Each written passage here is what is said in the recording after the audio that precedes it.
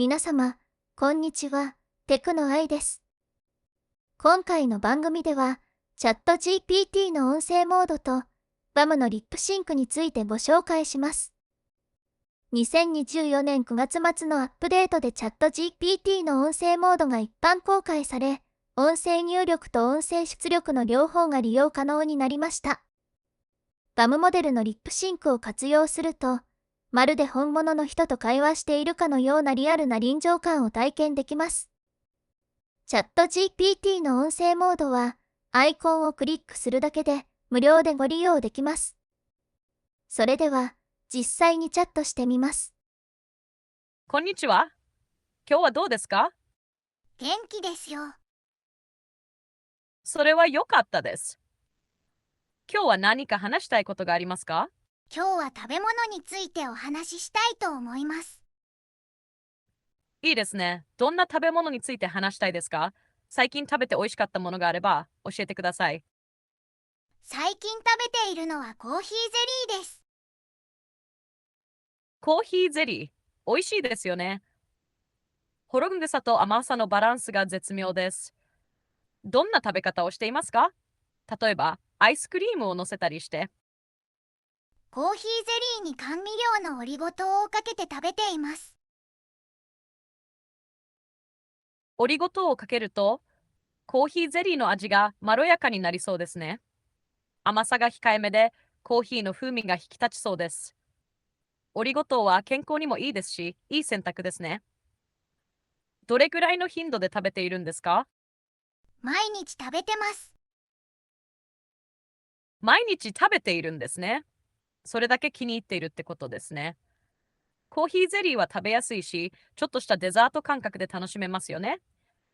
コーヒーゼリーは中にゼラチンが含まれているんですけど、このゼラチンがコラーゲンと同じなんです。そうなんですね。ゼラチンはコラーゲンから作られているので、コラーゲンと同じような効果も期待できるんですよね。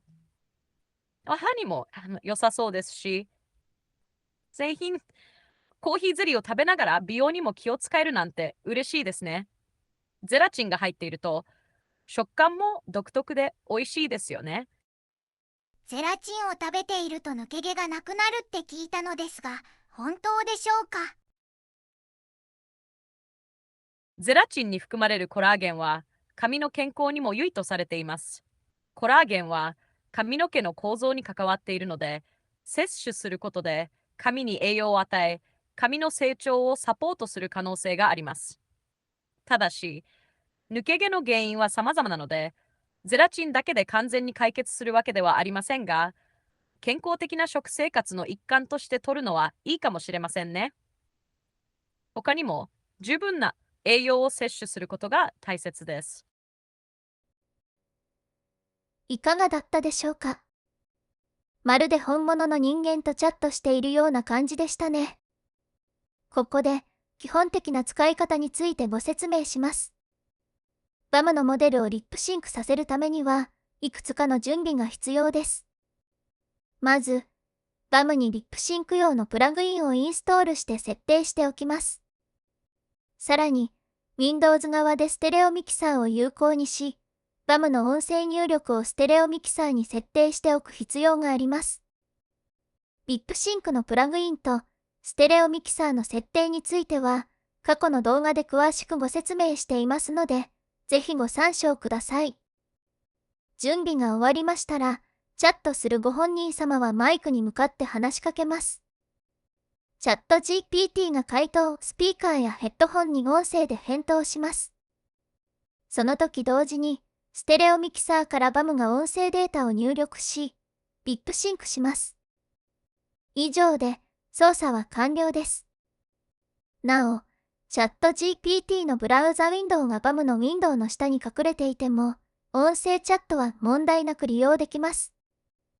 ウィンドウを前面に出したい場合は、オルトキーと同時にタブキーを押してウィンドウを切り替えます。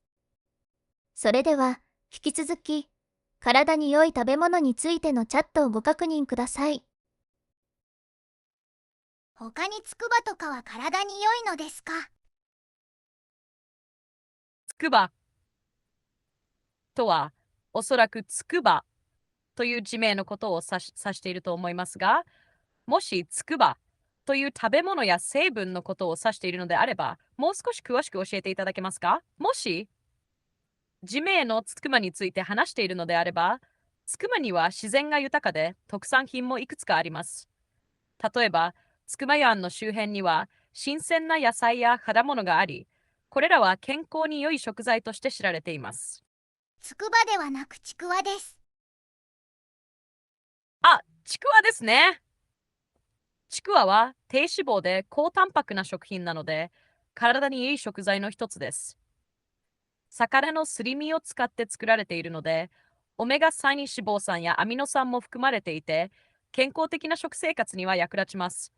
しかも、手軽に食べられるので、おやつやおかずにもぴったりですね。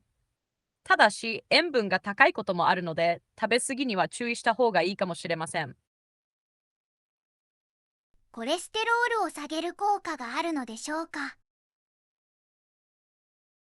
ちくわに含まれる魚のすり身は、一般的に良質なタンパク質やオメガ3脂肪酸を提供しますが、直接的にコレステロールを下げる効果があるとは言い切れません。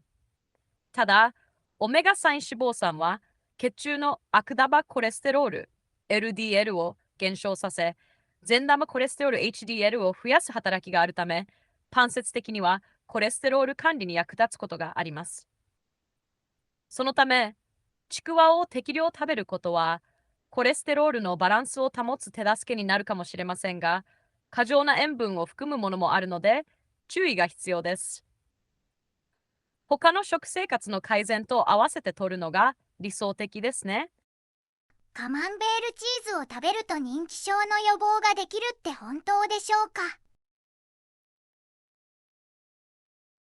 アマンベールチーズが認知症の予防に直接的な効果があるかどうかは、現時点では確定的な科学的証拠はありません。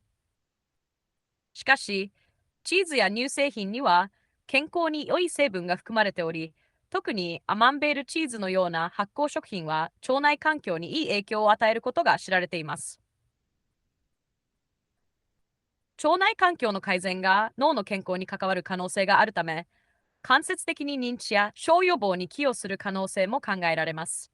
また、チーズはビタミン B12 やカルシウム、オメガ3脂肪酸などの栄養素が含まれ、これらは脳の健康を保つために重要です。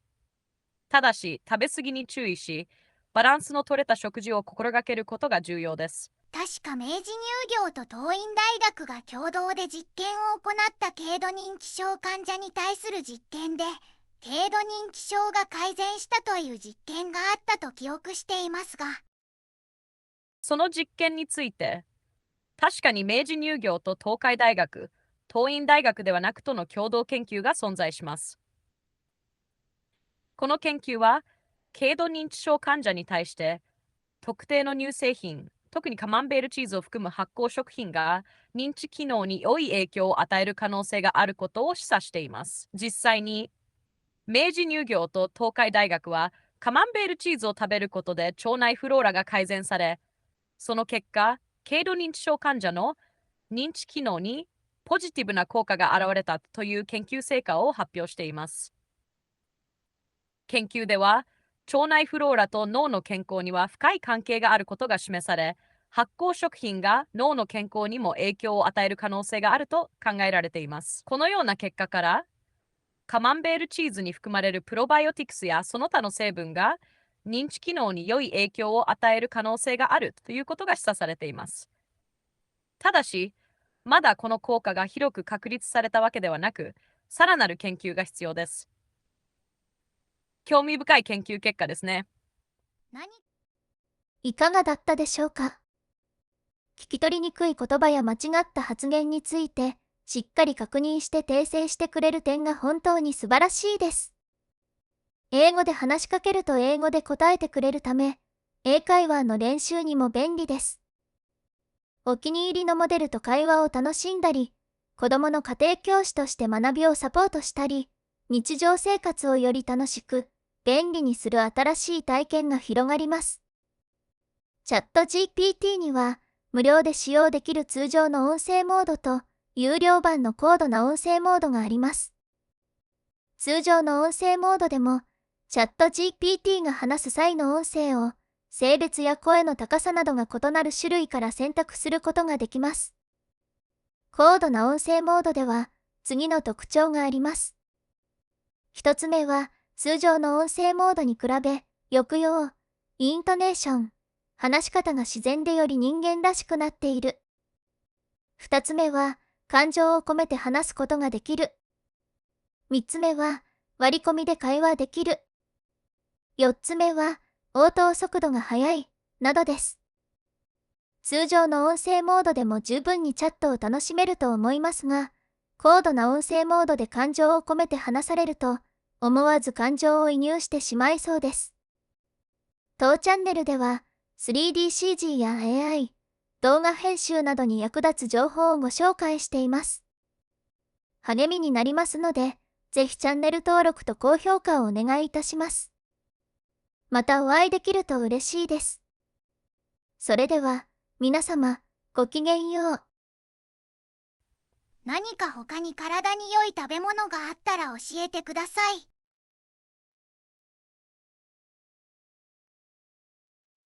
体に良い食べ物はたくさんありますが、いくつか挙げてみますね。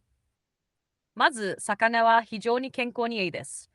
特にアオサ、サバ、サンマ、イワシなどはオメガ3脂肪酸が豊富で、心血管の健康や脳の健康に役立ちます。オメガ3は炎症を抑えたり、コレステロールを調整したりする効果があります。ナッツ類、アーモンドやクルミは良質な脂肪、ビタミン、ミネラルが豊富で抗酸化作用があるため、細胞の老化防止にもつながります。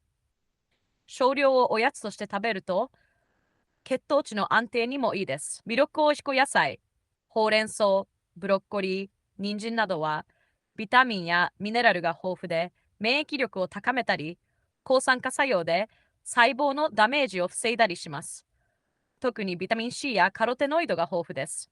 ヨーグルトもいいですね。プロバイオティクスが含まれていて、腸内フローラを整え、免疫力をサポートします。また、カルシウムも豊富で骨の健康にいいです。最後に、オリーブオイルは健康的な脂肪が豊富で、心血管の健康に良い影響を与えます。料理に使うことで、抗炎症作用や抗酸化作用が期待できます。これらを日常的に摂取することで、健康をサポートできますよ。ありがとうございました。どういたしまして。健康に気をつけて、食生活を楽しんでくださいね。また何か聞きたいことがあれば、いつでもどうぞ。また後でね。はい。また後でお話ししましょうね。